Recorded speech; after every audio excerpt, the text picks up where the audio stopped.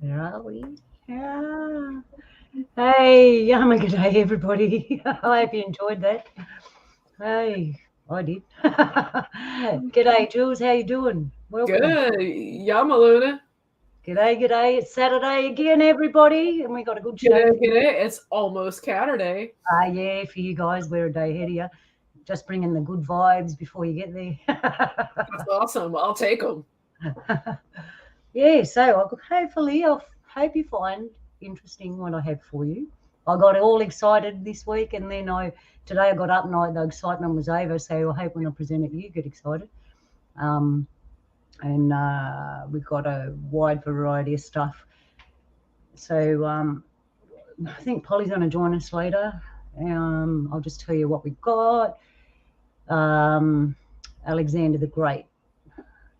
If you ever heard of him, most people have. Well, I don't think he was that great, and I'll show you why. He went on an adventure all to Asia, India, and all that. But what he did on that adventure and what he wiped out in history is what we're going to look at today. And then at the end, we've got some really cool stuff. And unfortunately, Uncle Donny can't be here today. He's busy chopping wood. But I told him if he really likes what we put on the show, I'll do a review with him. So I have to ask. Yes. Just because, I have a juvenile mind. Next time you talk to Donnie, ask him how much wood could a woodchuck chuck if a woodchuck could chuck wood.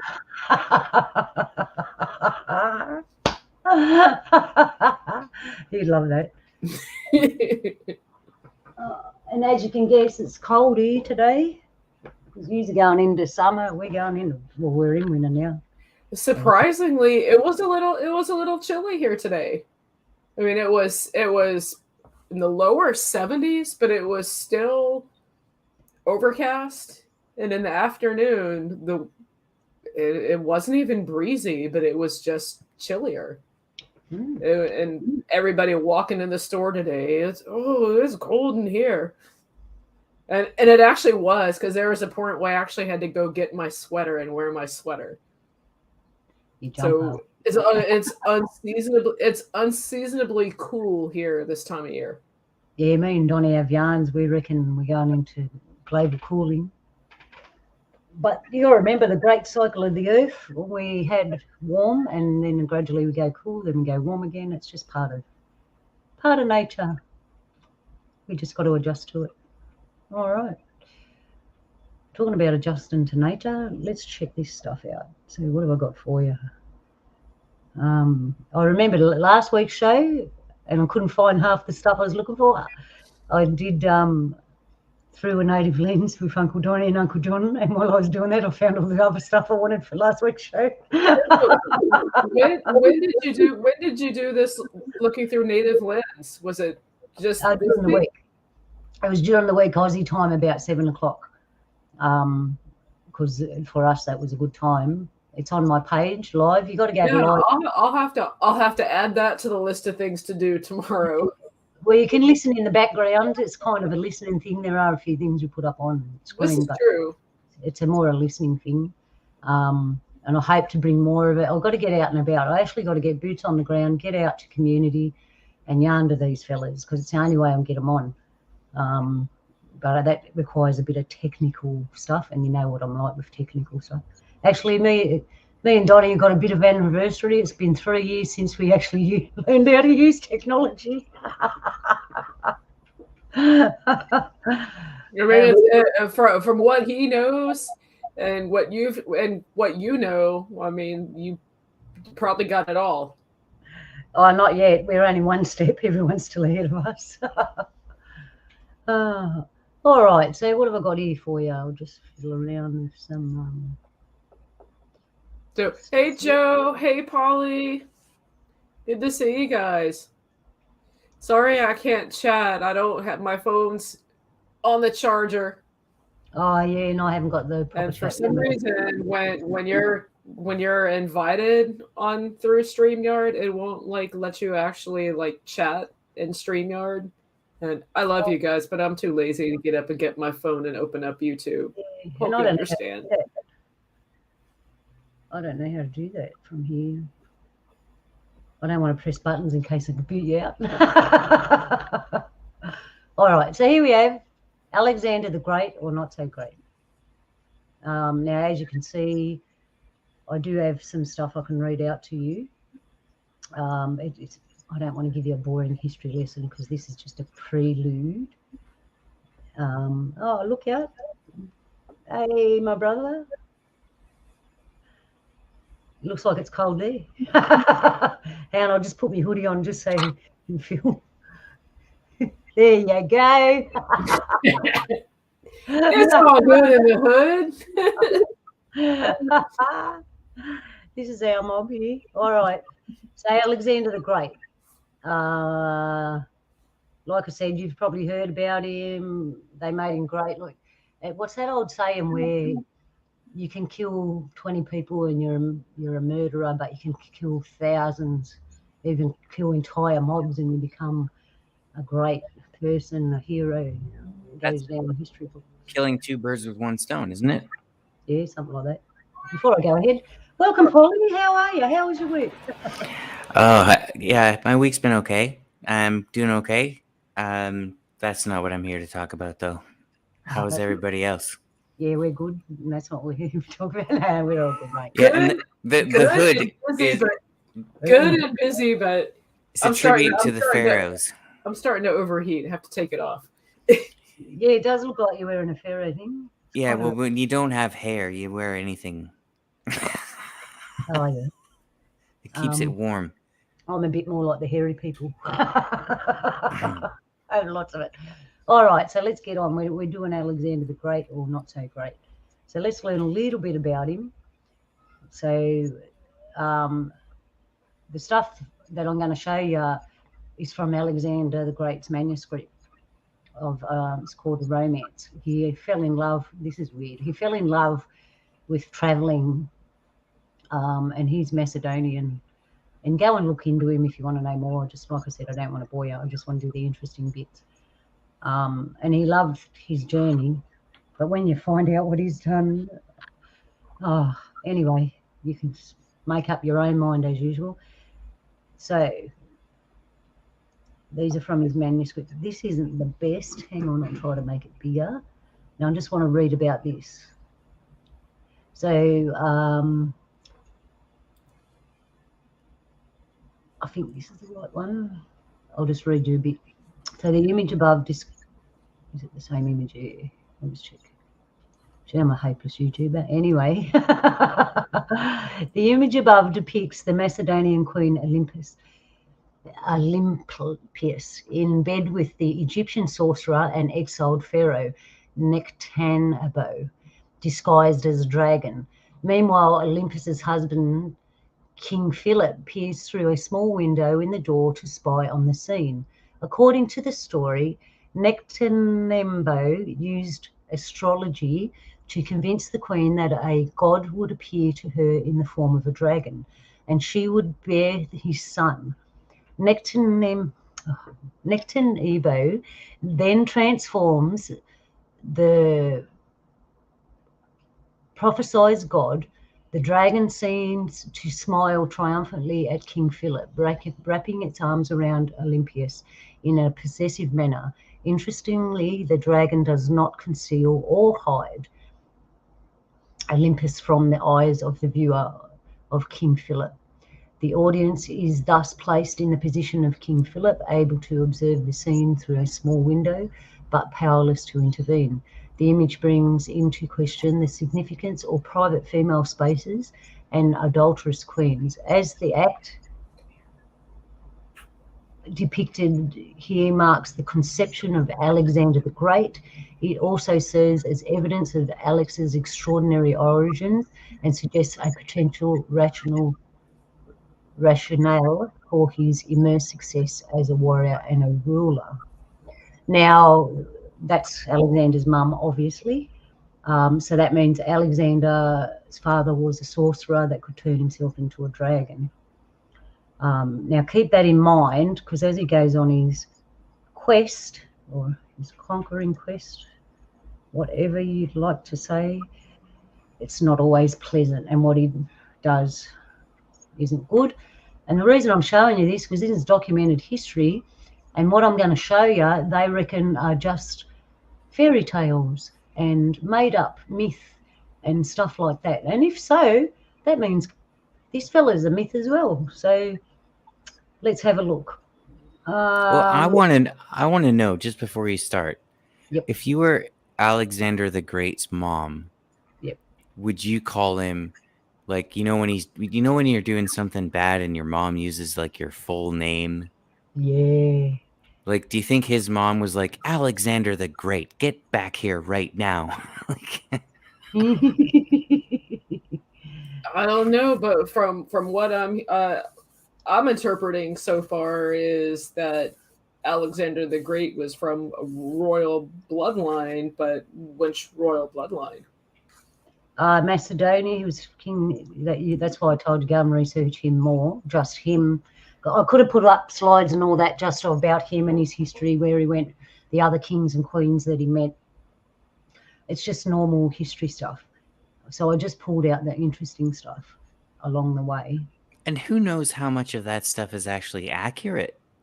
Well, it's been, when he travelled, each land that he went to, they also wrote a version of his visit. There's different versions, but they all say the same thing. Yeah, because I'm thinking, if I'm somebody like Alexander the Great and I go and conquer an area, I'm going to say, okay, let's take all the books about the original history of this area, burn them, and replace them with my books, because I'm great. Well, yeah, that we know that history is written through the eye of the conqueror. Yeah. Well, this is written through his conqueror, and he deems all these things that I'm going to show you as evil and all that. But the thing is, his father was a sorcerer and a dragon, right? So part of him was evil, and I think that's why he went on the rampage. I think he killed all these things because he wanted to kill that part of him. That's what I summarised. So I'm just going to read you a bit here and flick through some slides about his journey. This is the Syriac version of him. So this is a place where he went, and they wrote about him. I've got to make it big enough to read. Here we go. Okay, so he arrived at a city between rivers where we saw reeds 30 cubits high. And feel free to measure, tell us what those measurements are. I don't, not for measurements, but I have to interject while I'm actually thinking, because I'll forget this, because I literally just did. And the train's about ready to leave the station now. But we were going back at something that Polly said about Alexander the Great. Not necessarily his lineage. There was something that, in history, the Vatican, Rome. At that time, where was Rome? Because Rome, that's what they did. They went out and they burned the books. What they kept is in the Vatican. So I'm just on that timeline, because Polly mentioned something that made me think of where was Rome at this time. Oh, right. Yeah, it was around. Oh, this was in actually the date.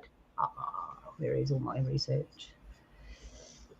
And you hear about that Alexandria library that was apparently burnt to the ground, and we lost all this information, but I don't know if that's true. I would say that would be a really good cover story for stealing the information and saying that it was lost in a fire. Yeah, well, the manuscript survived. These are from the manuscript. Like I said, different people did different manuscripts at the time. I think it was the 14th century, something like that, which is it's not the Dark Ages, what do they call it? Medieval time. So it all makes sense to me.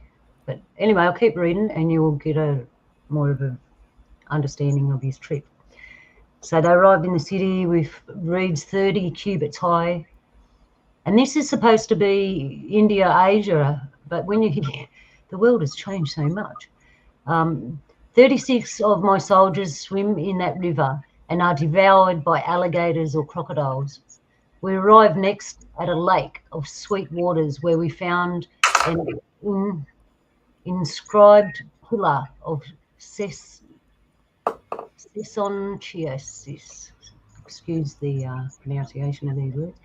I lay down to sleep there in the night, saw red scorpions, horned snakes, lions, rhinoceroporosia, wild boars, wolves, leopards, panthers, beasts with scorpious tails. Elephante, which is those white elephants that we saw in the previous picture. Yeah, they're French elephants.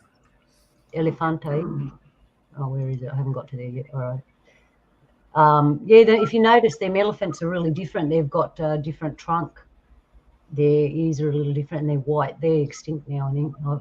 And they named them all Barry Elefante. Barry Elefante. Oh, by the way, I saw right. Something on your sister, Polly, yesterday. Yeah, how is Esther? Yeah, she's doing well. Yeah. She's still in the sweatshops. God bless her. The elephantes and men with twisted legs and teeth like dogs and faces like women. I ordered the jungle to be set on fire, and many of these beasts perished in the flame. What a great man. When the moon had set, the Mashkaliath came into the camp and killed 26 men. When we had killed it was, that's a monster thing. I wonder if I got more pictures. Hang on. I need to leave it on that one because I need to tell you about. There's very specific numbers there too. Yes, that's what I found. And I urge you to go and read more, right? Really do some research on this fella.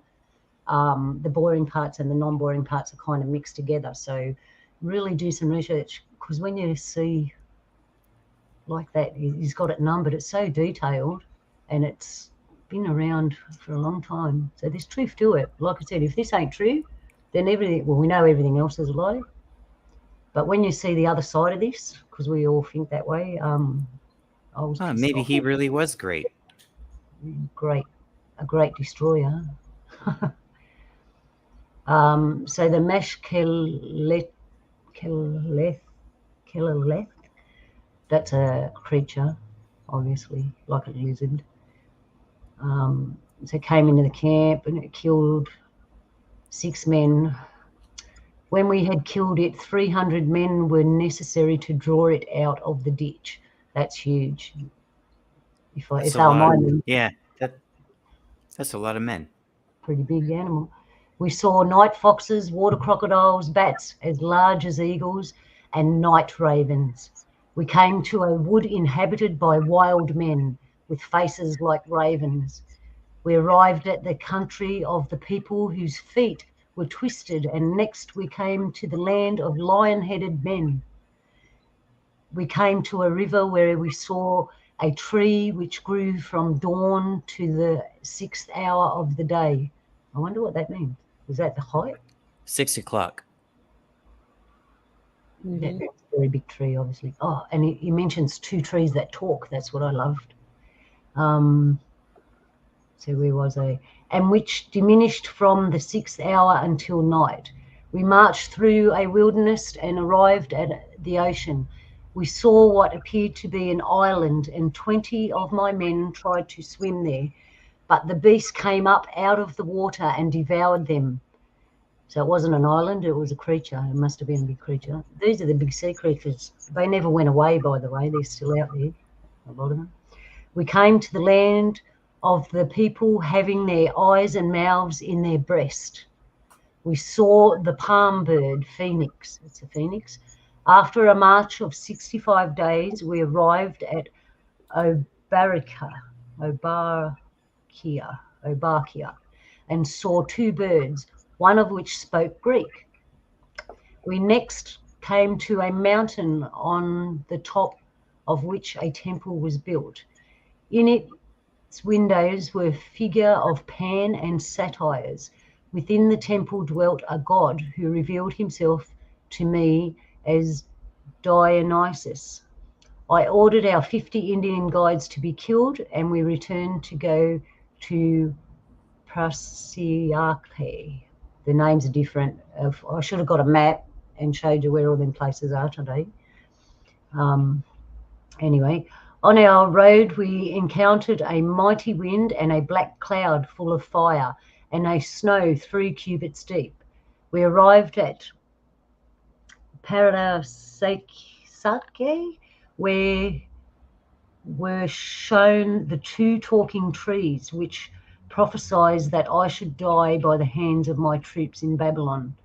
Yeah, because he was mean. Having received gifts from the Indians of Parasake, we marched towards the east, and after 10 days arrived at a high mountain where a dragon lived. I caused the dragon to be slain. We marched on and arrived at a river called Barzati. Oh, that's really hard. Barzati something. I should have put. Let's just call it the river. A river and a high mountain. I left my troops and with 20 of my friends marched to China in 25 days. Here I gave myself the name of Pythias and pretended to be an ambassador of Alexander. Okay, well, wait a minute. We can actually do some real research here. Okay. Because if it took him 25 days to walk from A to B, the average human walks about 4 kilometers an hour, but that's a straight line. And I'm going to guess that it's not a straight line walking from Greece to China. No. Because there's mountains and shit in the way and all kinds of geography. So 25 days from Greece to China, in my opinion, that's pretty good time.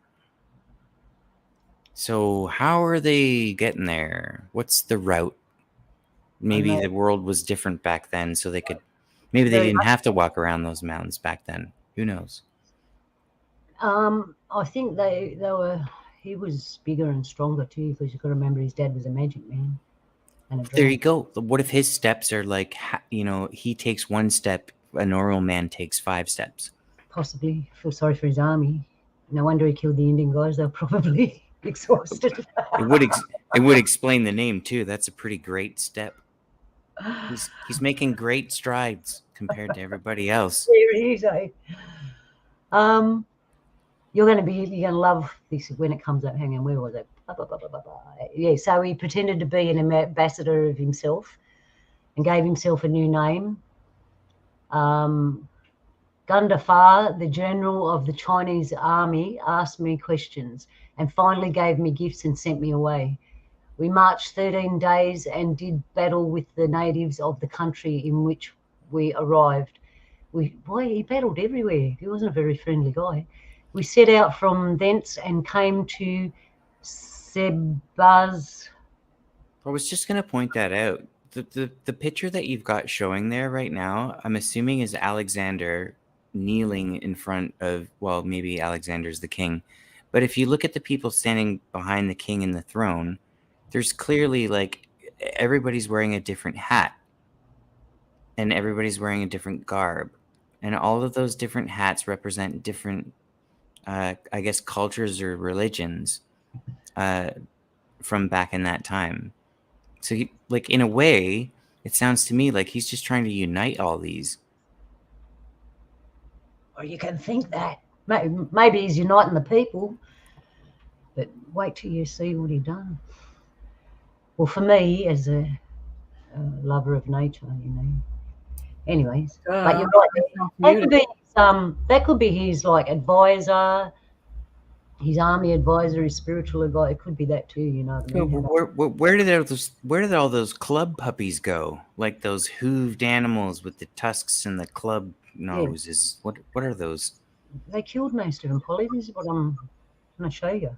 It's like once a hooved elephant. They killed them all, and what we got left is leftovers. I call them club puppies. Yeah, look at them. They're the elephants I was talking about. So they've got hooves and their trunks are different. And their ears aren't as stiff as the elephants we have now. They look like little weird capybaras. And going back to where the Romans were, a lot of these animals would have been taken to the Romans for pleasure, for them to be killed in the arena, remember? Yeah. Yeah. What a horrible place. Anyway. And it's interesting to note, too, that so far in all of the pictures that you've shown, they've all been stylized, and the prominent colors that show up in all of them are red and blue. Yeah, because that's the royal colors. These are the manuscripts. These are the royal manuscripts. So that's what I mean. You can go and look at these manuscripts. They've still got them. Yeah. And different countries, like I said, as he went there, they wrote their account of his travel. And I presume some went with him when they made friends. I'm just reading if you see if it's boring. Excuse me. Why are the elephants white, though? I don't get that. They're white elephants. That was their species. They wiped them out, obviously, or they just died out. I think they died. I think a lot of the time people eat them, wipe them out. You know what humans are like. We do it today. Don't worry about the animals. Just get rid of them so we can do what we need to do, get them out the way. That's happening in Canada right now. It's happening here. Our poor koalas have been so devastated from them fires, and then we've had mass building. They're not going to survive, man. I'm so pissed off. Pissed off platypus. All right, where were we? So they marched 13 days, did a battle with some natives of the country in which they arrived. 13 days. Yep. Set out 13 days a day and get you to the other side of Sydney here. It's interesting because if you count in the photograph, I'm pretty sure I counted 13 stars in the sky. Oh, thanks for that, Polly. And that's why I got you on for the extra eyes. There's probably, if we really, you probably go really in depth into these photos. Yeah, there's 13. There you go. I counted 16. Oh, you must see something that I don't see then. There's underneath the tree that's in the center, there's a fate one there to the right of it. Yeah, Yep, I see it. There's more in there. The more I look at it, I'm even seeing faint ones. Okay, never mind. No, I mean, but it's interesting that those 13 that you mentioned, 13 astrology, they're the Ophiuchus, that would make 13 stars. Well, there's 12 disciples and then Jesus, which makes 13. There's all kinds of 13 everywhere. Yeah. 13's a weird number. For sure. All right. So anyway, he goes on and finishes his journey. I thought I had a bit more. I'll tell you about it instead of reading it out. They ended up poisoning him, his own people poisoning him, the Macedonian soldiers, and then he died. Check the book out. It's a PDF. Hey, did you ever hear about the theory that like people were, because they used a lot of lead in their like water, so like they didn't know any better, so well, at least allegedly this is one of the theories, and that's what led them to go crazy and kill him, because they all had lead poisoning and they were paranoid, and after what they saw, I think they were, what's that word, traumatized for him taking them through the wilderness and to slaughter and everything, which I'm going to show you. All right, so I'll get rid of this book. Now I'll tell you. So those women, Jules, they're the Amazons. He made met the Amazon women and they joined his army. That's what it says. I was trying to find the writing to show you, but like I said, it's kind of boring. But hey, the Amazon women must have had men. I can't see any men. Yeah, they probably did, but only for certain reasons. Yeah, only for certain times. I'm just wondering, like, are the men at home making cheese and butter and tending to the herd and raising the children? What's going on there? It seems like a society I would love to live in. I said that too. Wait, you mean I can say yes, ma'am, and it's not patronizing? That'd be a wonderful thing. I actually went round as a private, I just went round to fellas that I knew and posed this question to them. If you had a choice of living in a world where the women ruled and you had everything you needed and all we needed you for is probably, moving some heavy stuff and all that. Oh, and babies. I was just about to say that we're procreating. And all your needs are met and you just left all the decisions up to us. Would you like that world? Well, in my census, the majority of men said yes, but there were that small few that didn't like that world. They didn't just want to sit there and do nothing. They wanted I'll bet you there was a larger few that said the F word before the word yes. It was an interesting thing. All right, so what do we got here? So these are another mob you saw. These were large men, obviously, they were giants. If you can see. It's so strange. The plant life is the same. The plant life, the stars, the color of the sky, everything's the same. The red, the blue, it's like a formulated balance of red and blue on either side of the page. It's always, there's so many similarities. Like who painted these? Probably one of those fellas that went round with him as his scribe. Because you got to think, being so great and full of yourself, you'd have someone there writing everything that's happening, right by saying, you know what I mean? You'd want it documented because he was Alexander the Great.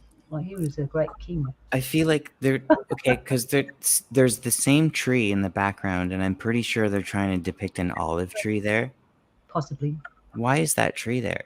like, is this a peace Maybe. negotiation that is going on in this picture? They're extending the olive branch. I think they were showing how big the people were. Maybe I don't know. If to me it looks like they're trying to show that these guys on the right were giants. They're taller. They're almost substantially taller than the tree.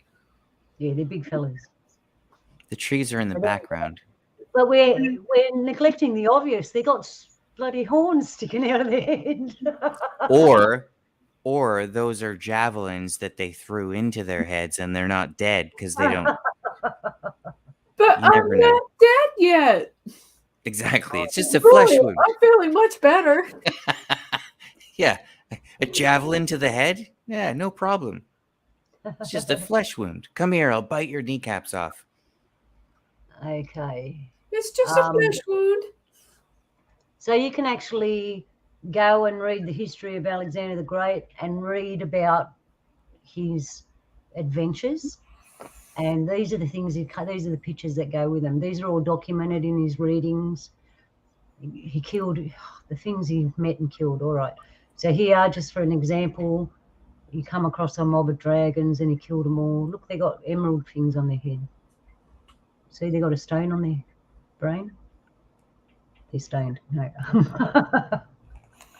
All right. So now we're going to get into some good stuff here. What do we got?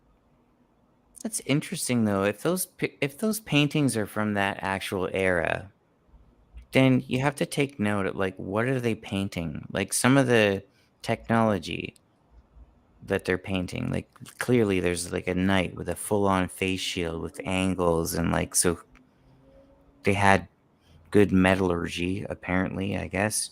And another thing is there's these even in the picture you're showing right now, that's the same tree with the same branch. The stars look the same. The color of the sky is the same. The reds and the blues they're using are the same. So I feel like there's like some sort of other message going on here. I kind of get what you're saying. There's too many similarities in all those illustrations that we're showing. I know it's the same artist, but like, it just, like, why is he making a point of making such similarities that are, I don't know. Well, they're obvious to me, at least. I do have other pictures painted by other people. They're different. Part of me that thinks that artists back then, their palette of colors to choose from wasn't so vast as the palette we have now. Yeah, they had to make their own paint, Polly. You had to grind it up. Yeah, you had to make your paint, and you used what you made. And that's not easy. Have you ever? You would have tried to do it, wouldn't you? That's true, but why would you use the same tree? Okay, now the people standing in the forest of the same. Okay, the past picture that you guys were saying. Okay, those trees in the background make these people look like giants, and now they're standing in a forest of the same trees, and they're not giants. Yeah, they are. Look at the size of the women. That's the other side of the mountain. The men are on the horses, and they're bigger than the horses. They're giants, them women. And I got another picture, but I couldn't. I should have put it up because, man, I had 1,000 pictures swimming around my head. There's another picture of these women. They're actually got tails. Why is it the olive tree? That's what I want to know. Because it's probably the tree that grew there. It'd be like doing Australian stuff and go, why is it the gum tree? Nah, they pick stuff up. They pick stuff on purpose. That's why there's two horses. One's bigger than the other, but they're both white and they're wearing different colors. They do all that on purpose. Everything is like picked out on purpose. I'm not going to just say that's because that's the tree that was growing around there, or otherwise all Greek art would have olive trees in it. And then there's tons of other places like Spain where olives grow, and you don't see olive trees that prominent in this kind of. I feel like these pictures are supposed to be telling a story, and the olive tree is a part of that story. Otherwise, it wouldn't be in, like, well, so far almost every single illustration you've shown. I know what you're saying, Polly. I haven't seen it. I mean, if I haven't seen any crosses, like. I'm not saying I but can't know what it is. Honestly, I haven't been looking. Yeah. You really need to go over these over and over. I've seen them 100 times already. Every time I see a different message, like what you're trying to tell us, Polly. In the colour, in the shapes, and what they're presenting. But basically, what I wanted to present you today is that the others, as I call them, And I do believe that some of these mobs that I'm showing you today exist still somewhere. There's remnants of them, and I'll have stuff at the end to kind of show you. Whether you believe it or not, it's up to you. It's just entertainment. But here we go. So I imagine that he's slain these women. He killed them. All right, there's another mob that he come across. They all come under they call them the Blemye. And I got another slide set on the Blemye. We'll have another look at that. But here's a mob that he ran into. Also, notice they're all big. They're all bigger than them. They're bigger than the horses and the men. So these are giant mobs. And same trees too. Same trees, Polly. Same trees. Same time. Same place. Ooh, there's a planet in the background this time. There is. That could be the moon. Could be the moon. But yeah, they're using the same colours. Look at these poor fellas. Yeah, anyway. you'd think they'd be uncomfortable walking around like that all the time. Yeah, you wouldn't want to trip over, would you? All right, so here we have more Blemye, or Blemmies as they call them. Notice these ones are all hairy all over. They're a little different. Look. It makes that makes look that, you know, stubbing your toe. It's not that bad. It's not that bad. So let's continue. Stub your toe, did you? Luxury. At least you didn't step on your own. Never mind. This is him capturing obviously 2 hairy men. What were they doing? Nothing. That's the whole point. They were just existing like us, and he came along with his big army because he's Alexander the Great, and decided to eradicate him in the name of Creator. And this is why I think he eradicated him, because he was part them. His dad was of them, so he was part human and part them, of the others, right? And yeah, he just went around and slaughtered them all, as you'll see. This is why they're not around today in Europe and stuff. This is all in Europe, Asia, India. There's the Blemye. He actually captured these 2 to take back overseas to his kingdom and show everybody. And they've been, I was going to say he hit them on the head, but they haven't got one. So they're the Blemye, and they're hairy as well. Notice what happened is, as time went past, they stopped drawing them with hair, and they started drawing them like us. So they tried to make them more natural to us. This was the part of phasing them out of history. So remember, this has all been phased out of history, except for Alexander the Great's thing, which we can just say is bullshit. There's more Blemye. This is where he's rounding them up, and they're starting to get rid of everybody. Now he's met them. And that's the worst part. They all do that. Oh, hi, we've just come from a long journey. How you going? My name's blah, blah. They feed them, they introduce themselves, they all seem kind, and then bang, we got you. Now we're just going to kill all of you. That's what they do. So we should be able to find a skull somewhere that has shoulder sockets where the temples should be. Yes, and you know what? I did see that, and I never took a screenshot of it. They show you a skeleton of a Blemye. And his skeleton's different at the top, same everywhere else. But yeah, where the rib cage is and that is, there's no skull, but you can see.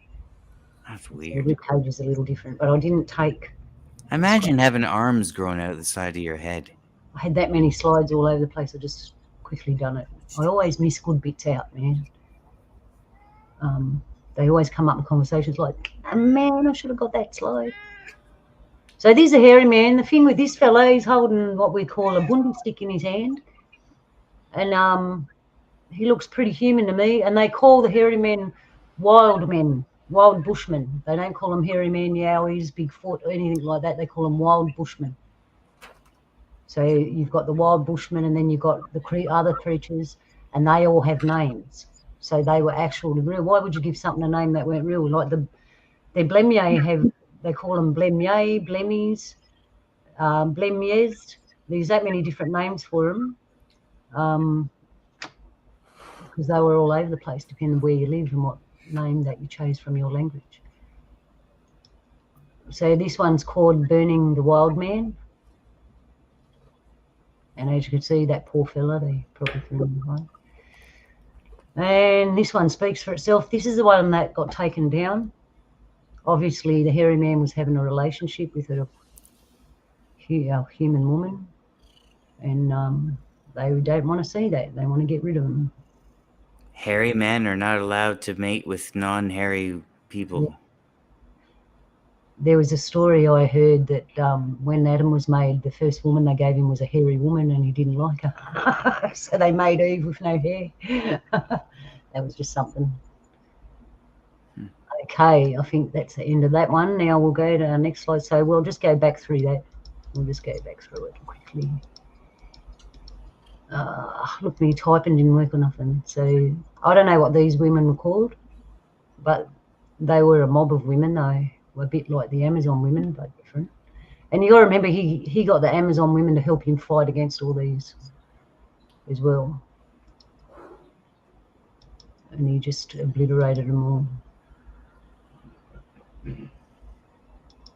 Anyways, back on to our next slide. We're sliding over. Where are we? Excuse the typing. It did come out right when I first did it, but it didn't come out right when I did it the second time. So here we're going to look at blemmies, blemmies, shadowfoot or sauropods, dog-headed people, and the wild man, what they call the bushman.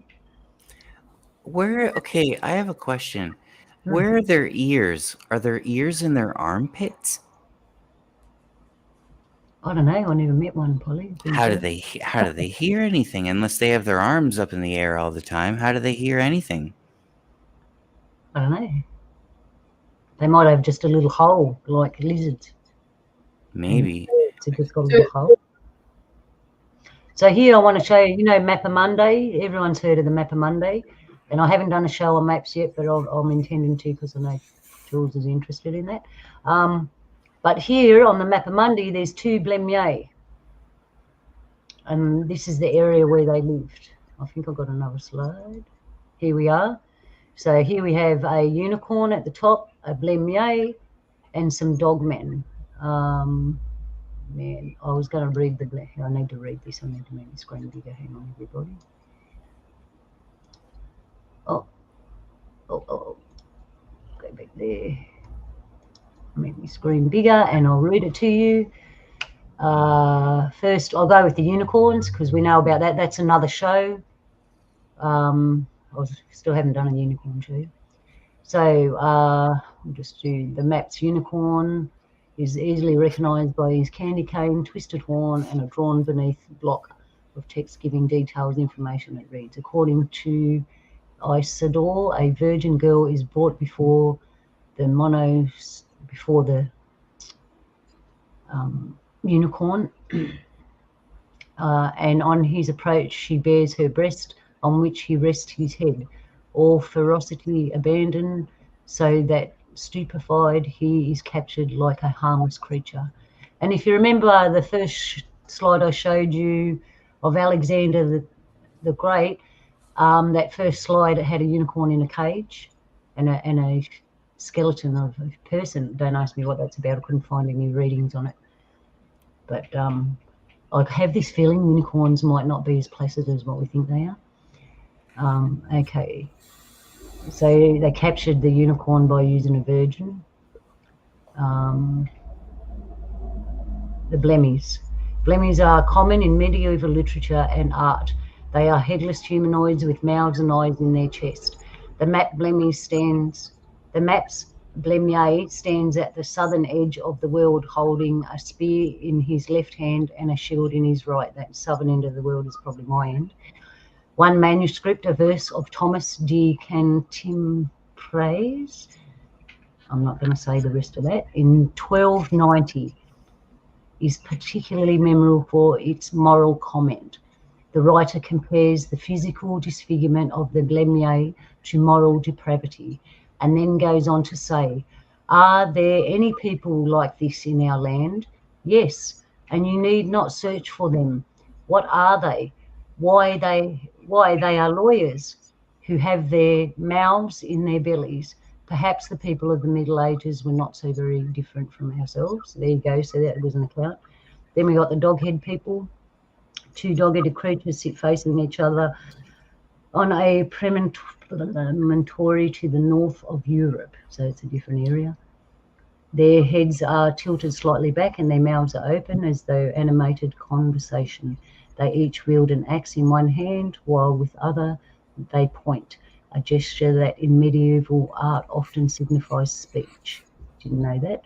There's nothing in the written text on the map to indicate what their conversation might be about, but perhaps a clue is to be found in a bestiary known as the Douse bestiary, where their barking voices are said to represent detractors and fomenters of discord.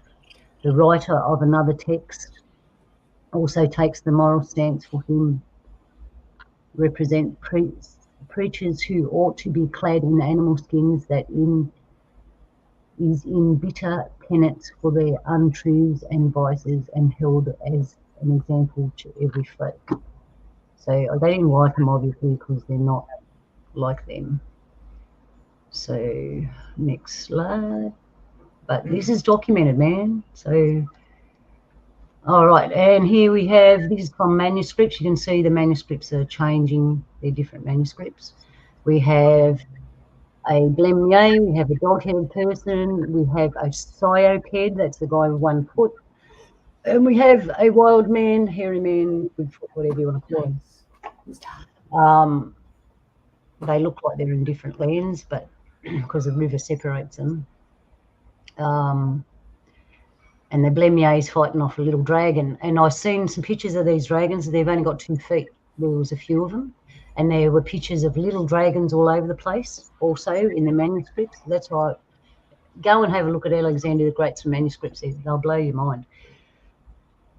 Okay. And that guy with the club, he has a definite big foot. Yeah, he's a cyoped. And you know what I find interesting about them, Polly? In our culture, we actually have a story. These fellas were walking along and they heard someone call out and there was a big hole in the ground. And when they looked in there, there was a guy with 1 foot who was white, exactly like in that picture, and he was in the hole and they didn't know whether to leave him there or not. So in our culture, which is one of the oldest cultures in the world, we actually have a story about cyopod. The other name they have for him is called shadowfoot, because when they sit down, they'd put their foot over their head and use it for shade. Oh, that's clever. Yeah, right. Where am I? What slide am I on? Hang on. And here we have another picture from another kind. We have blemnier, we have a dog-headed person, we have a cyclops, and we have 2 shadow feet or cypods. And that's what they were doing. See how they shade themselves? There's a few stories I encountered where they actually talk about them shading themselves. And I often think about the fella that was stuck in a hole here in Australia with 1 foot. He wouldn't have been able to get out. Wouldn't their foot get burnt? Yeah, that's what I thought. The rest of their body would, their face wouldn't get burnt, but the rest of their body wouldn't.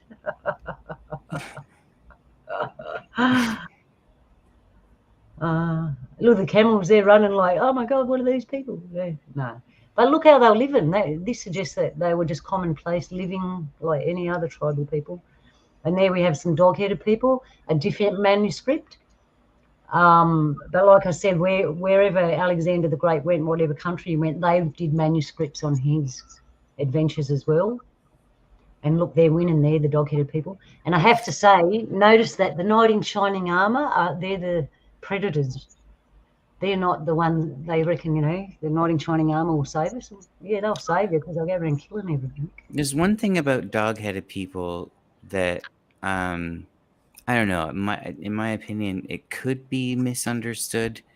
And that is, back in at least in North America, where there's a lot of wolves, like if you couldn't fend off wolves in your tribe, then the wolves are going to eat everything, including your babies. So they would, when they killed a wolf, they would use the skull and the fur as a headdress,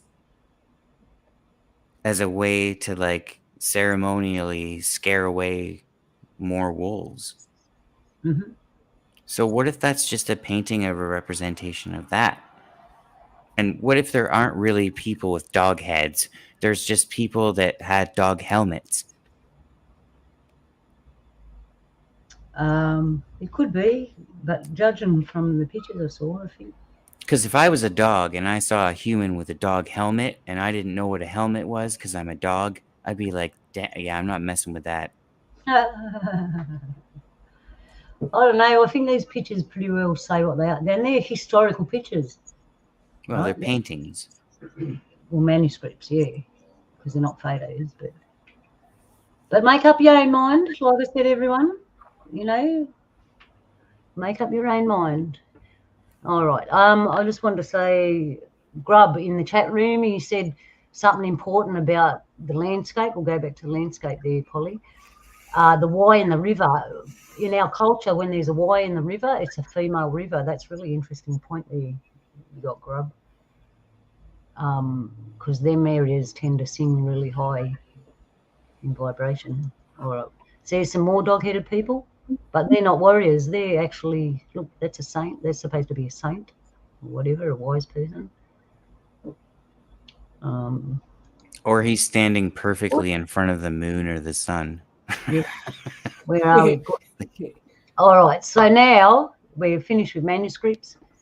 We're going to take a look at some photos, or so-called photos. Yes, they could be doctored. They could be anything. You can make up your own mind. This is just for entertainment, and I find it very interesting. So this is a Blemier, what we just saw. This is a real photo of one. It could be photoshopped. It could be AI, but this photo has been around for a very long time. And I got some footage after these pictures of different things. So we have the Blemier. That's supposed to be a dog-headed person. He's talking. And there is, if you do the reading, you hear more about these dog-headed people talking. There's the Cyopod or the Shadowfoot. The Shadowfoot. That's hilarious. And these ones I didn't show you a picture of them, but if you do your research, you'll find them. And maybe another show, we'll go back on some of my other shows. These guys had ginormous ears. That's an ear you're seeing, right? That's a fella there. He's got a beard, and what's wrapped around him on that side, they have ginormous ears. That's his ear. I should have put some slides in of that, but I've got some other juicy stuff to come. So that's a black and white photo, old day. You can tell that. This is a giant bird taking away an elephant. That's a big bird. What is a bird going to do with an elephant? Like, what is it going to eat it and then feed it to its chicks? Like, look at the size of it.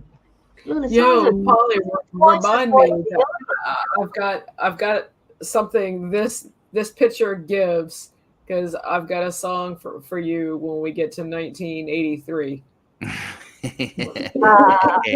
Party. Yeah, he's a big fella, that bird. Look at him. And we all know there's the wild man, and there's another wild man. He looks cold. Yeah, he does. He looks. It looks like he's got a pee too. He looks like he needs help, that one. So, all right, I've got some footage coming up, but I'm gonna just have a small break. Oh, bang. So I hope you enjoyed the slideshow.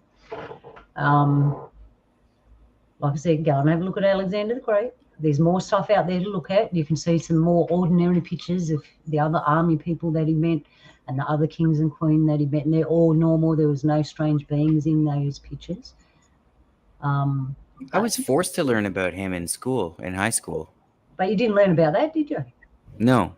No, because they left all them pictures out and only gave you the other ones I was just talking about, or the boring ones, of him meeting kings and queens and conquering this and building bridges and doing all that. That's all they showed you. And in reality, they left the rest of the book out, which is what I just showed you. And there are more pictures. There's more pictures of different things that happen, other creatures. there's pictures that match that little story I sent to you where they go in the river and they show you the creatures in the river that ate their 80s men, and there's other creatures with eyes on their body. Go and check it out. Like I said, I couldn't fill my computer up with 1 million slides, otherwise I would have. So yeah, those people with the eyes for nipples, those are weird people. The blemye, yeah, the blemye are. I would have a hard time keeping a straight face talking to one of them. Well, I don't know if you'd see his face. I think they wear, that material that you can, like this, I can see you, but you can't see me. I think they wear material like that. Yeah, but they have no head. I know. I'm going to show you a little footage. Hang on. So where's their brain? Oh, man, I was just about to make a joke inappropriate. What we say in here in Australia, it's a common saying, your brain's in ya. They across the head and go, what's wrong with you? Your brain in ya? Wait a minute. Maybe that's why it didn't work. Never mind. Oh, my goodness. Right. I've never seen an actual drawing, though, of a person that didn't have a head, but they just replaced the face on the torso.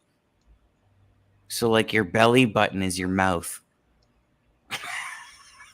That's so weird. That's so cartoony. All right, see if I can get this.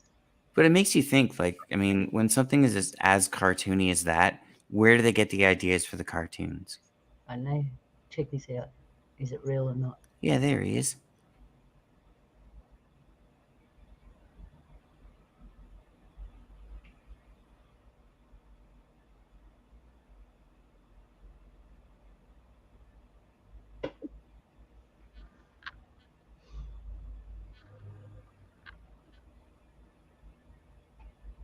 Well, he needs to turn around, otherwise he's dropped his glasses. That's all. I've seen a few of these in Asia. And Oh, that one's weird. Mm-hmm.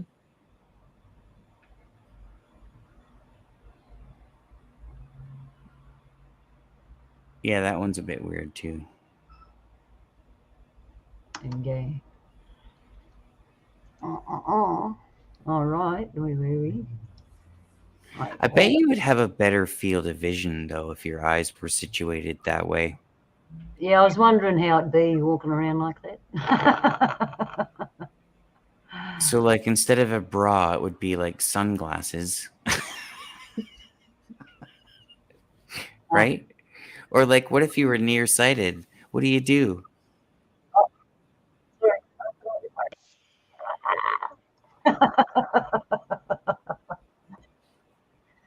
That's my terrible technology. Hang on. I'm trying to set up some little vidsy. I bet you they hate pasties. All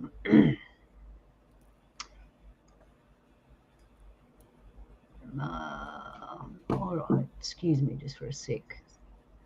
I've got something for you to listen to when I can find it. I still don't know what. Okay, so like I said, I hope you enjoyed what I've showed you so far. Whether it's real or not, it's up to you.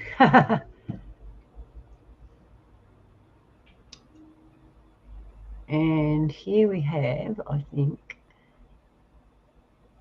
all right, so this is audio of hairy men talking. So I'll just load it up. Hang on.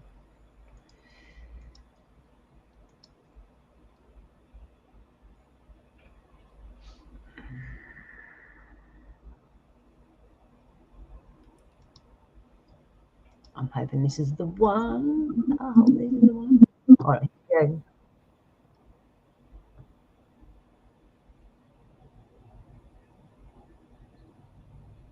Oh.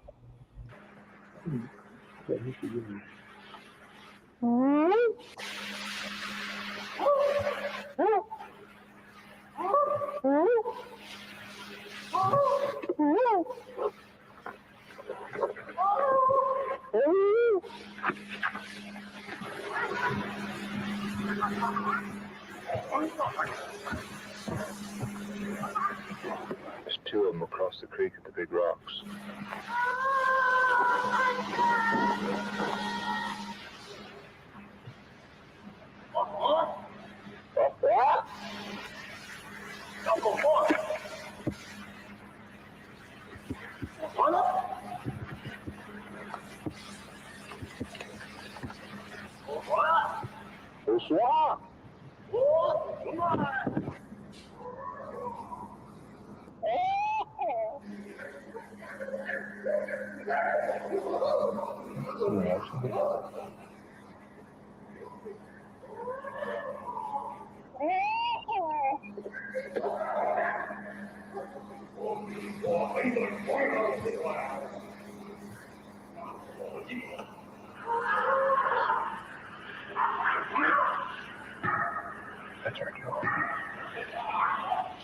We were all talking about maybe having to shoot our way out. You just Okay. Whoops. So, did you hear that? I did. Yeah. What do you think? I have a question. Hmm. How do they determine how big something is based on the sound it's making? I don't know, Polly, but if you had a look in the background there, you could see one sitting right near the tree, just staring at him. Yeah, I get that, but it says in the captions like how they were able to determine how big it was based on the frequency or the like. Yeah. It doesn't make any sense to me. If you listen to any bird that sings in a tree, you look at it and you're like, how the hell are you that loud? You're like 3 inches big. Yeah, exactly. I've seen little tiny birds pump out really. I don't know. Right.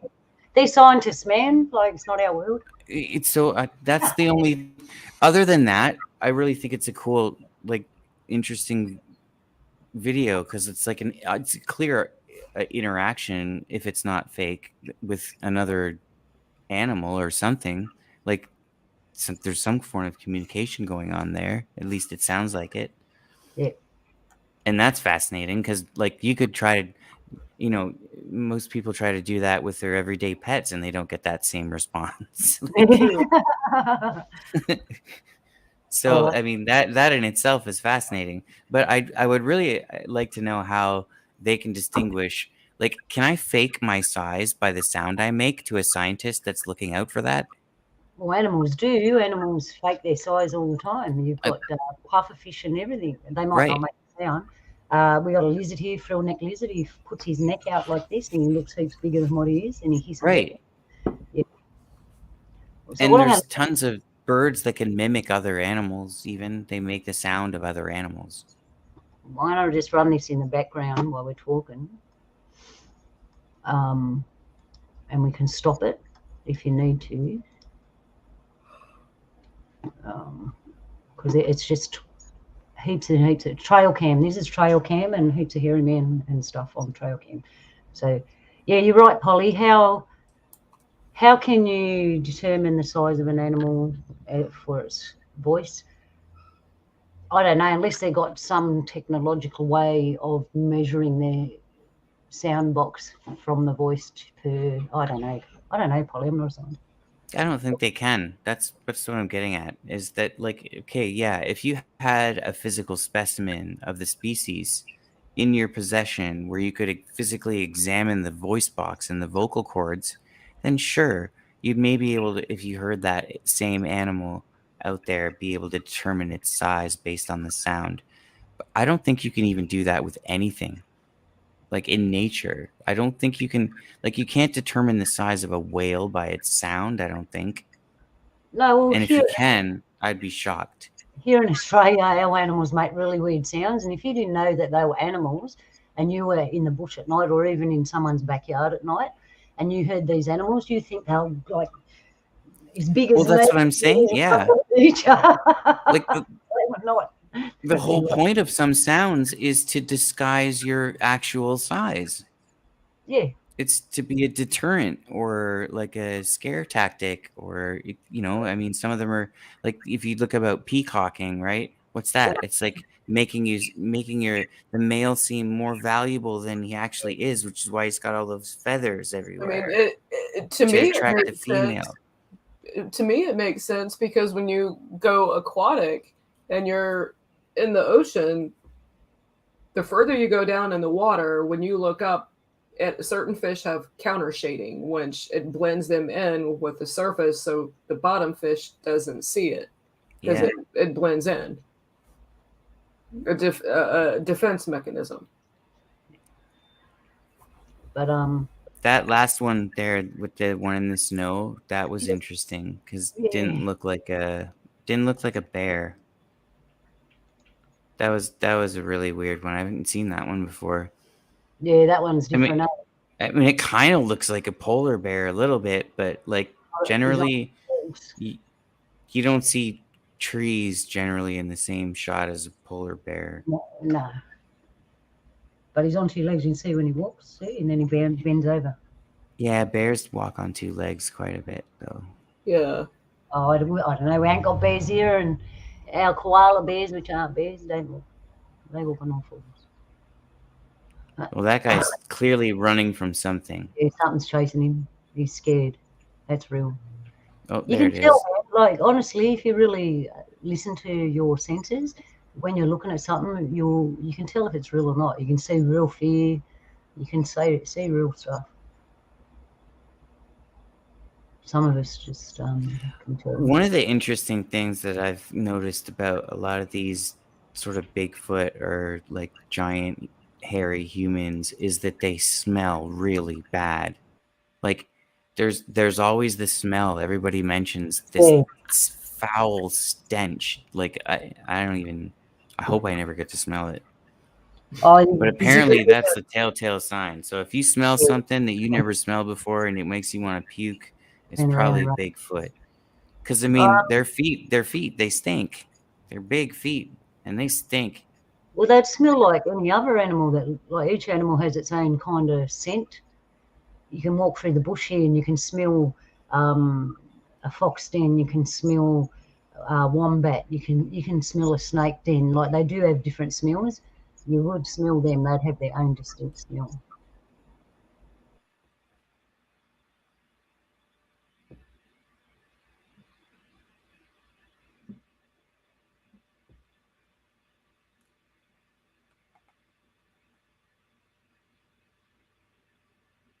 I don't think they wear deodorant either, probably. Yeah, I mean, over here, our big feet, they can't reach out and grab eucalyptus branches. Thank you for calling them big feet. Well, it's true. They must be like really angry at us by now.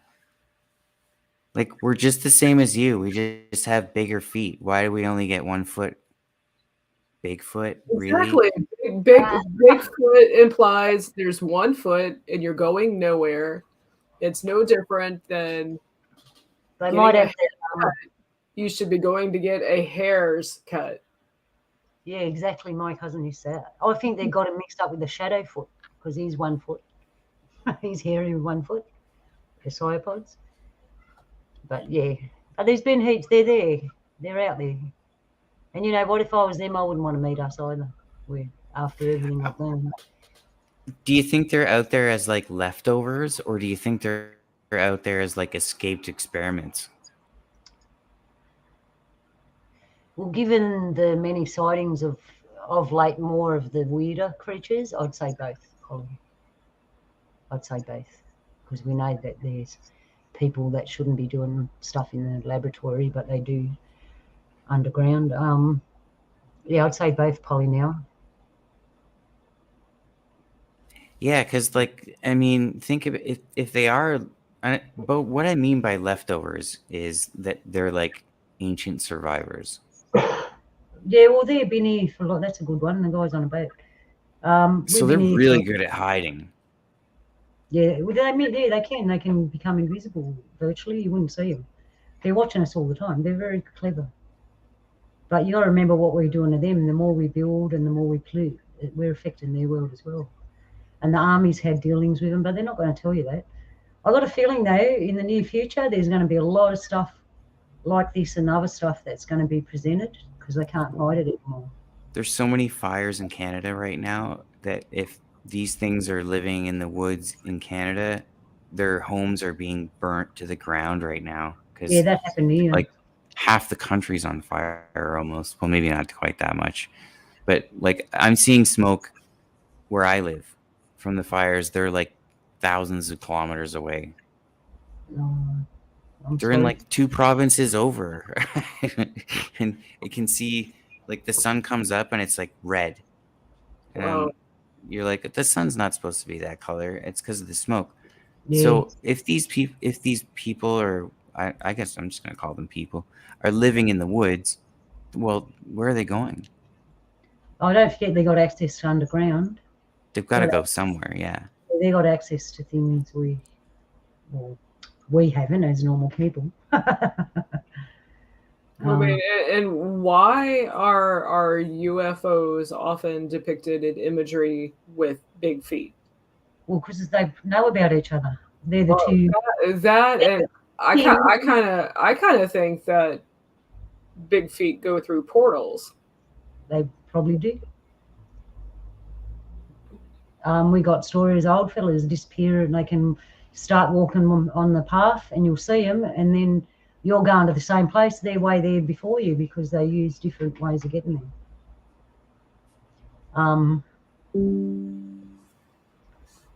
Yeah, there's a lot to it. Really, I don't like to divulge too much because I don't want people to know about them. I want them to stay isolated. It's bad enough that, like I said, the army and that have encountered them and done stuff, let alone us ordinary human beings. Yeah, see, that's the thing. If your first contact, let's say you're not a human, okay, and your first contact with humans is the military, that's not a good first impression. Or your first contact is a fella who doesn't give a shit about nature or anything, and he Exactly. that way, like natural thing. Yeah, that's what I'm talking about. We're not fit for as a I believe as one big people. We're not fit, ready to join these others because we can't accept them. We can't even accept each other. We're still at war with each other and everything. We've got a lot to learn. A lot to learn. Yeah, I watched this over and over again. I was just fascinated. You can feel them when you go out in the bush. You can feel them. That's a big boy. Yeah, he's a big boy. Remember, the bigger the trees, the bigger they are. That's a Nephilim. No, seriously, that thing's like, I mean, a silverback gorilla is not even half that size. No, that's massive. Like, it's got to be like 600-700 pounds easily. Yeah, this one's different.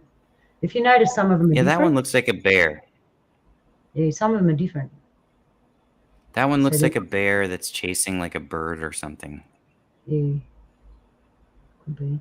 That reminds me. It just looks like a gorilla walking on 4 legs. I was going to say that, Jules. There's some of them, the pointy heads. Some of them have got the pointy heads. You'll see it. That's what I noticed.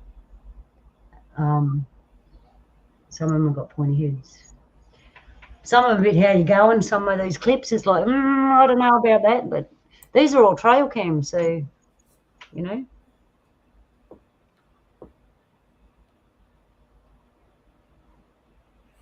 That looks like a lady with a hat on. She's got blonde hair. Look at that one. Look at that. Unless that's chopped up. That was similar to the photo, the slide I showed you.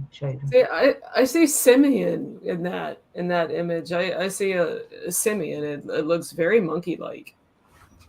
On some of the freeze frames, like especially that one where his knees are bent that way, and he's so far hunched over, that would make it pretty hard to stand up. That's possibly. So I'm gonna call BS on that last one. Well, there is another opinion. If we truly do come from monkeys, he's evolving We're Yeah, seeing but you wouldn't like physiologically be able to hold your legs like that with muscles that size and be able to walk upright and hunched over like that at the same Well, time. he It could just have been wouldn't. an experiment. He might have been the experiment. You'd fall over. He could have been the experimental one. Who knows? His knees would have to be bent the other way, is what I'm saying. Yeah, like I the know. backwards knee.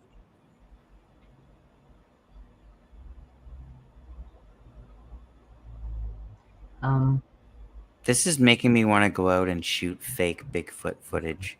Oh, don't do that. There's enough of it out there already. Right?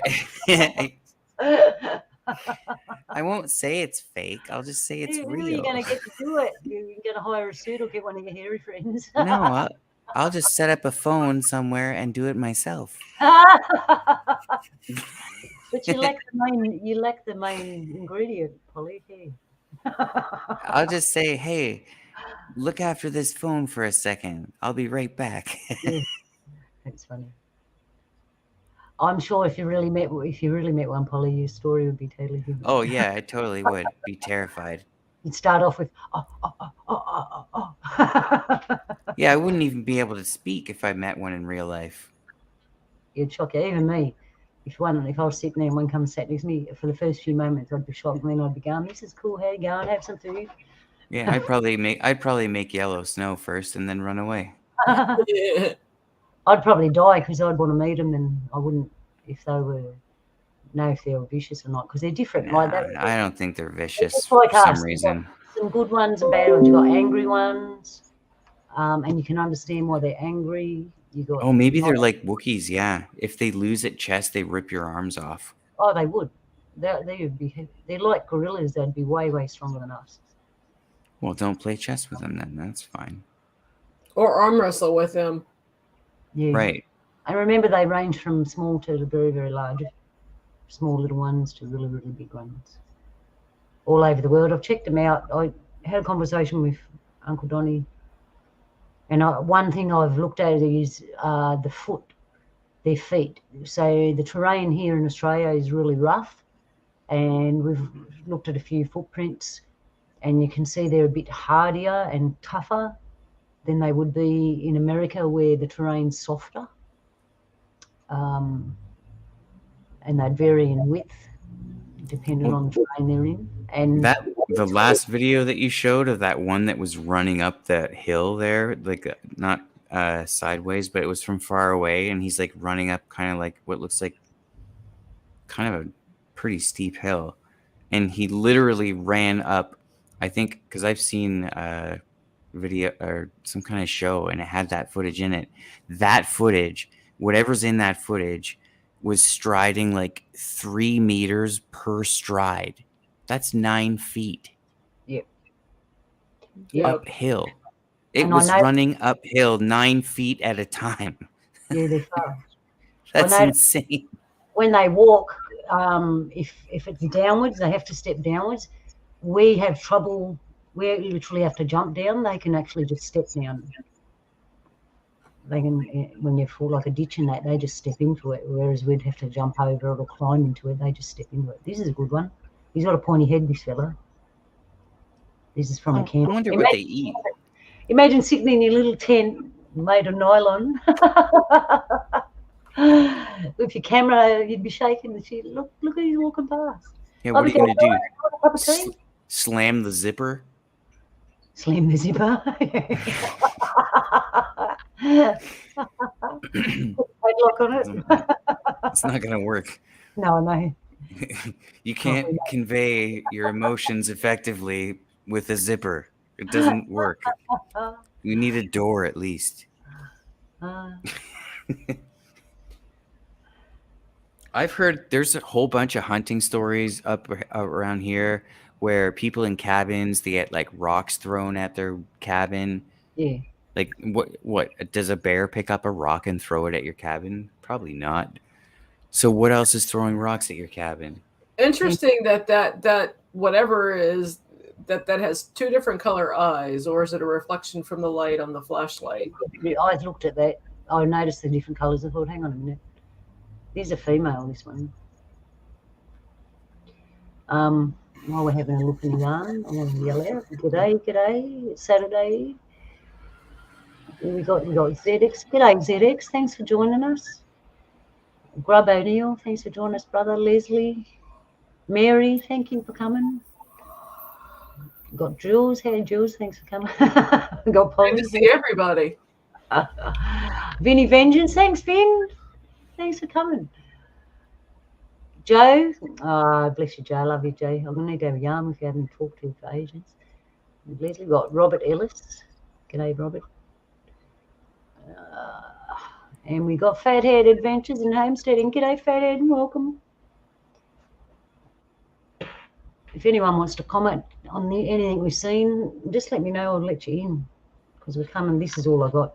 I thought I had more, but by the time I sat down and put it all together, it was more work than it was actually what I come out with. Hey, this reminds me of something actually, because there's some trees. And when there's a certain thing about certain trees, they're like, you'll come across trees and they're all over the world where at the very base of the tree, it kind of makes like a 45-degree angle, and then the tree continues to grow up as normal. That's actually supposedly one of these. They're using the tree as a marker when it was a sapling, and then it grew up that way. Yep. And so it's like marking a trail or a direction, or it's making some kind of comment, kind of like how dogs pee on a fire hydrant. They do that with trees, but they just bend them. Yep, that's true, Pon. And they always pick specific species of trees to do it with. And even a lot of Native American tribes have done this for, centuries as well, to mark trails, to tell people where the deer are, or where the plants are, or what direction to travel in, depending on what tree you bend.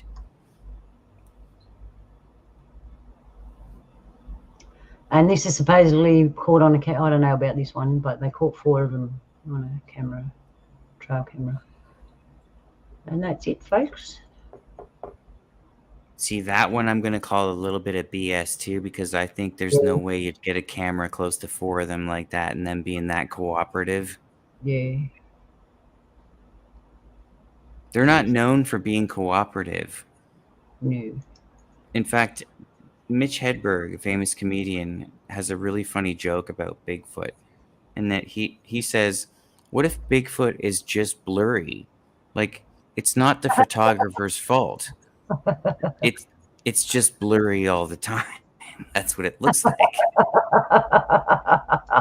Bigfoot is just blurry. Yeah, you never know. Actually, I'll tell you something. While I was looking for footage and material all over the place for this show, I accidentally came across something, and it was supposed to be the Blemier. I thought I was looking at the Blemier. That's what it said, and I thought, oh, good, I'll put that in with the Blemier, the guys whose faces are on their chest. And I love having a witness, right, for everything that weird happens to me. My hubby was standing right here. He was watching me type in stuff, looking for this stuff. I found a little video called the Blemier. I pressed it. It started. It had a picture of the Blemier, but then it went to the bush, and there was a little fella about this big. Well, I'll tell you what, 2 feet high. He was brown skinned, had a little lap thing on, and he was just walking around the bush, and then it ended. And I had to go up the shop, so I went up the shop, and then I come back and I tried to find it again, and it was gone. Because that's happening to me a lot lately. Someone's out there pulling things off that, so I can't have them after I found them. And that was one, and that would have been a real awesome thing to show you. I had a witness to say it was true, but I can't retrieve it. And it was of the little people. It was a little footage of clear image of little people, and he's just walking around by himself and then walked off. While I'm thinking about it, Internet Archive. Remember that you can whatever you view or look at, you can archive it. Hey, you know what I was thinking is that with all this, kind of feministic movement that's going on around, that maybe having your face on your chest wouldn't be a bad idea. Yeah, just imagine now having your face on your chest. you'd face up to things a lot better. What are you going to point at when you say, "Excuse me, my eyes are up here"? Yeah, what are you looking at? And how would you get ahead of the rest? You wouldn't get ahead of the rest. That'd be hard. It make you think twice about poking someone in the belly doing the Pillsbury thing too, because they could bite your finger.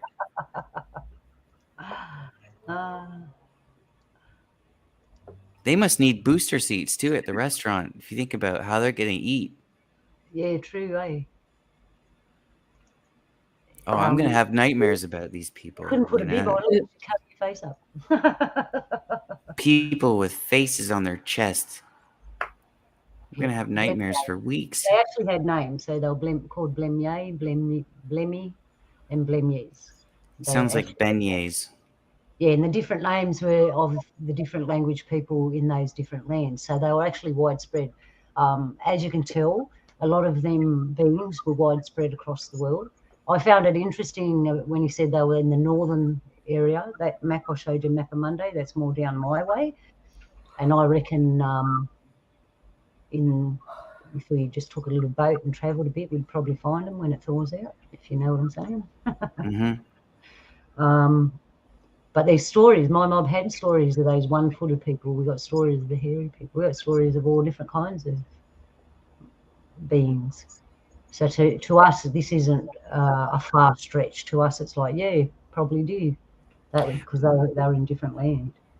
It's not a far stretch to me either, because I do believe that there could be land out there that we don't know about, but other people do know about. I believe so too. The Earth's a lot bigger than they're telling us. Like there's a lot of land. Extra land. With tons of other kinds of people on it. Yeah. I think so too. Because we had, I'll do a show on this too. There's a place in India, they got rock pictures on the rock, and there's green people. And we've heard stories about green people in England. When was it, like in the 1800s, 1700s or something? They found 2 children in the bush, and their skins were green. The little boy ended up dying, and the little girl ended up losing her colour and looking like us because of different sun. And they said that they walked through a cave and ended up here. So I think they come from under or somewhere else, like through, and they accessed it through a cave, which we know there's a lot of cave systems, and you can go under and travel a long ways away. But there's a story about them, the green people. They're out there. I wonder if they turned green because they had too much copper in their blood or something, and when they came into our environment, it's just kind of like oxidized. Yeah, perhaps. And they said the food was different, like they had trouble eating our food, so their food was different.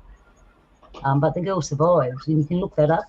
I figure, everything I present, there's a piece of paper or someone's done a study on it. So this makes me think, like, what if these hairy people, what if they come here through portals, like what Jules was saying, but they have a physiological reaction to our environment, which makes them grow all this hair? Like, what if they're not really hairy from where they are? Or maybe when they go back, it all falls out. Maybe they got so traumatized the hair fell out, and then they look like us. Yeah. You know. Exactly. Oh, they would have had a lot of trauma, like individual stories, like we would through war as they were getting massacred. It's something to think about, though. True. You always got to leave a bit of reservation for another being. I mean, do you think these people that live in the woods, because a lot of there's stories, there's ancient stories about these people that we're talking about, these hairy giants, big feet, whatever you want to call them. Do you think they know, like, we're pretty much hours away from nuclear annihilation? You think they pay attention to the news? Or, like, are they just... you know what I mean? Because, like, if I was one of them and I was in the woods, I'd still be worried. Even if I was in the woods. You're like, what are you guys doing? You look up in the sky and go, what's going on? You feel something coming. Can you stop spraying that stuff in the sky and blowing stuff up? And, trying to live here. I look at what they did then. We're kind of doing the same thing. Half the like, there's that many species are getting wiped out. We're killing the environment. We're just like a little army running around the world destroying everything. I wonder if they even know, or if they're just blissfully ignorant because they're so isolated. I don't know. They know. They're gifted. Would hope they know. Maybe one day, if they do know, then hopefully one day they'll be like, okay, you guys need to stop, smarten up, and go sit in the corner and think about what you've done.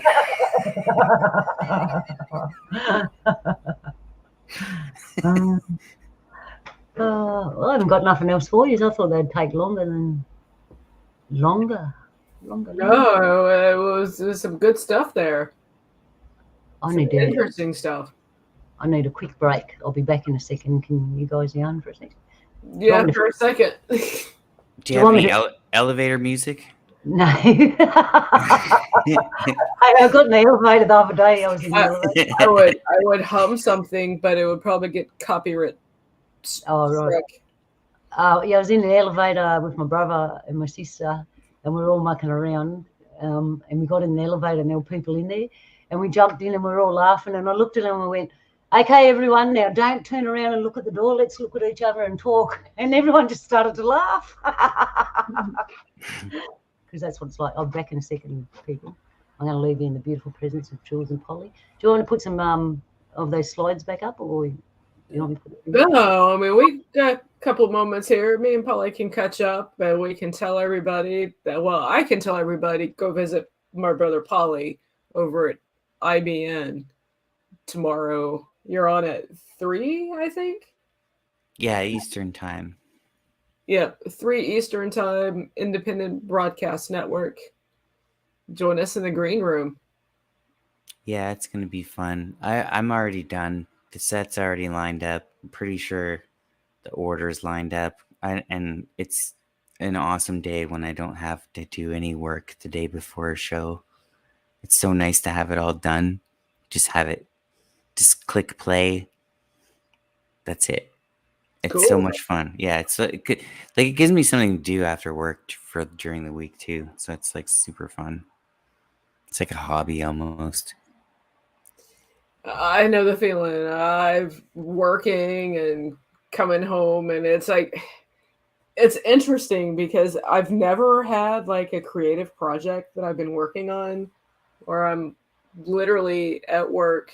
And it's not that I don't mind working. It's like, I can't wait to get out of here because I want to do this. I want to write this down. I want to do this. This would go perfect with this. And it's like, I can't wait to get out to work on my creative projects. Yeah. I've never had that determination until recently.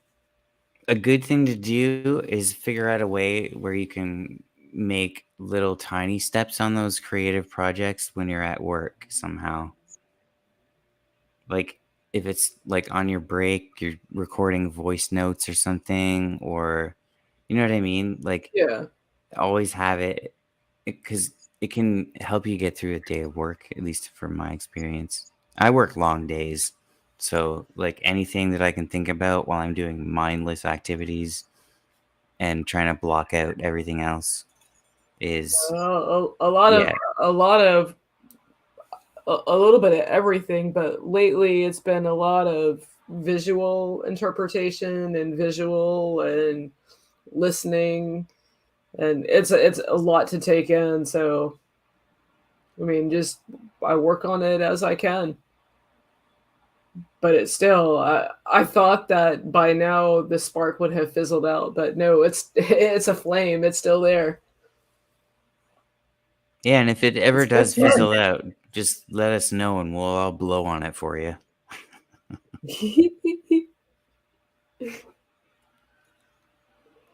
Yep. So it's got a lot of people like creative projects on the side, and it's awesome to see everybody transforming and being creative and seeing the end results. It's been an interesting journey.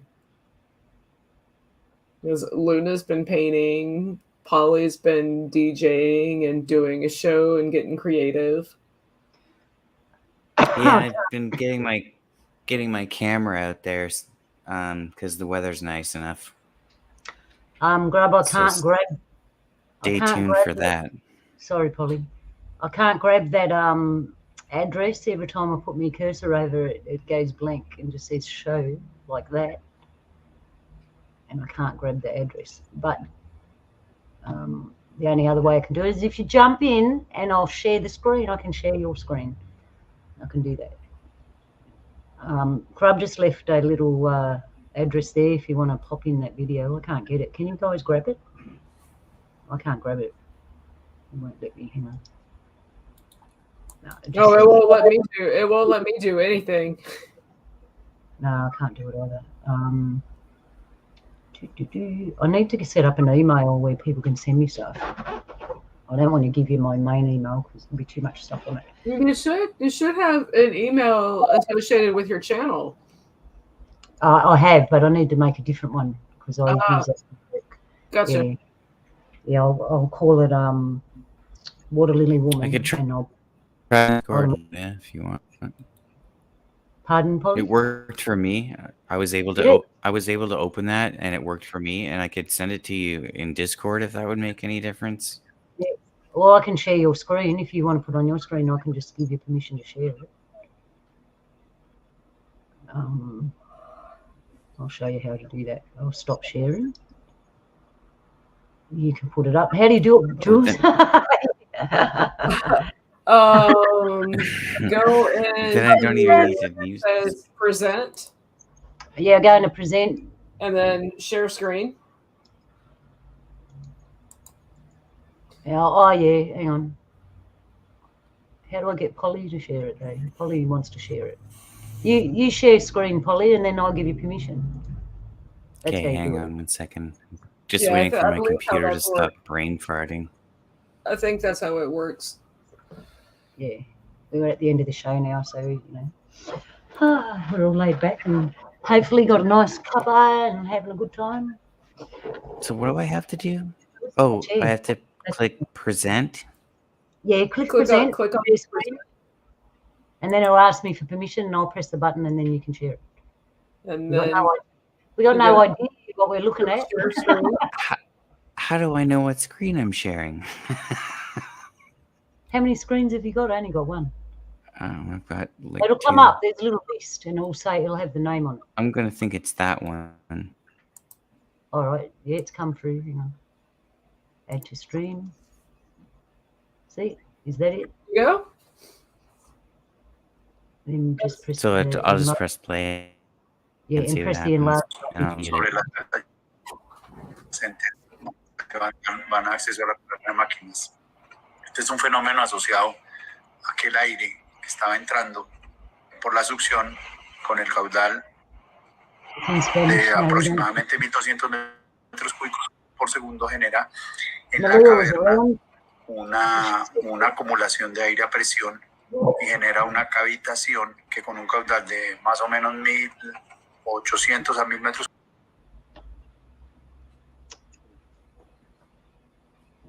That was it. What we were looking at, I didn't see it. Polly's frozen. Is it that cold there, Polly? Oh, the vapor. Yeah. My Spanish is a little rusty. Hang on.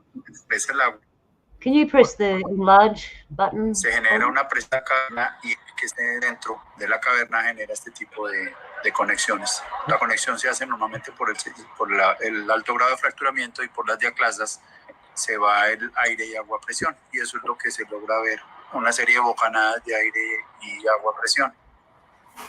Eso tenderá a estabilizarse con el tiempo, ya que la evacuación del aire en algún momento se da y vuelve a su condición normal, así el flujo interno sea bastante turbulento.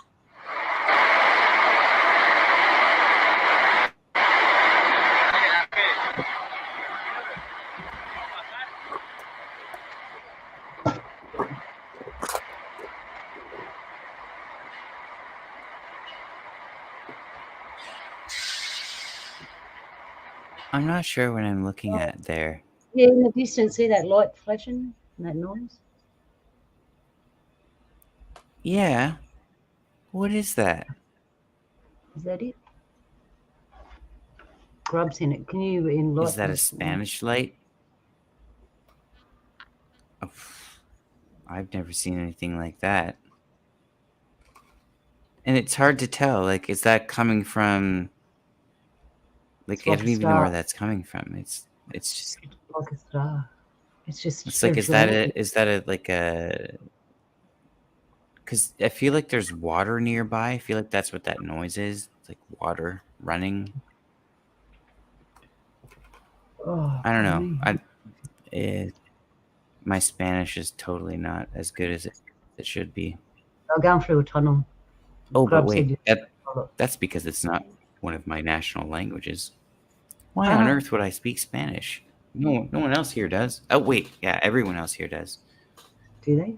I feel like I'm the only person. No, seriously, in Canada, if you don't speak, most English-speaking Canadians that were born in Canada, they don't speak French fluently. I mean, they can maybe say a few things here and there, and we're taught it in school, but nobody speaks French.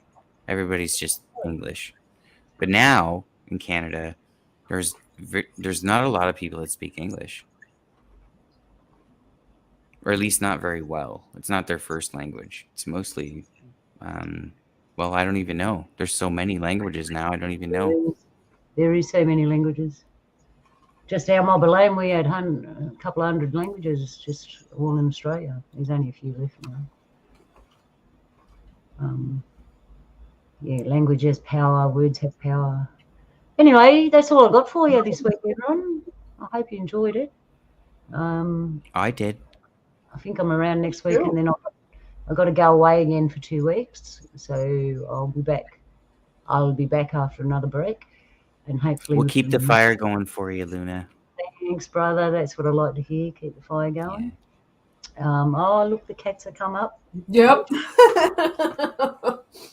Yeah. Hey, don't let Polly's cats see the two cats. She will feel. No, mine already got out of the way. Mine's I don't hungry. know where she is. For once, she's leaving me alone. I thought I was in the clear until moments ago. No, they sent a message Right. to each other. Get on screen. It's cat time.